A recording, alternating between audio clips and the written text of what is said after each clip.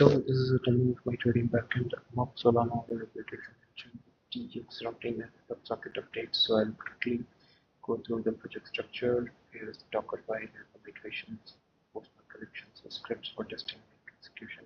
Here's the main source resource folder, for config, db, queue, repositories, routes, services, types, utils, and index.tx and server.ts files. Here are some test files which I have written for testing. After that is the site compose amplifying package package.json. So let's jump quickly through the execution. Check the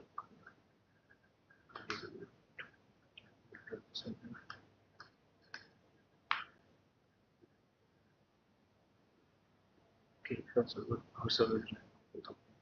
Let's go to postman and click to generate order. Let's wait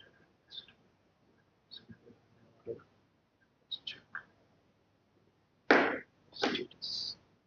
The WebSocket connection.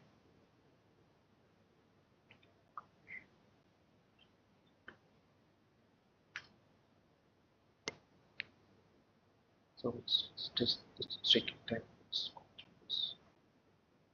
So you can see the server logs. This is the game into this.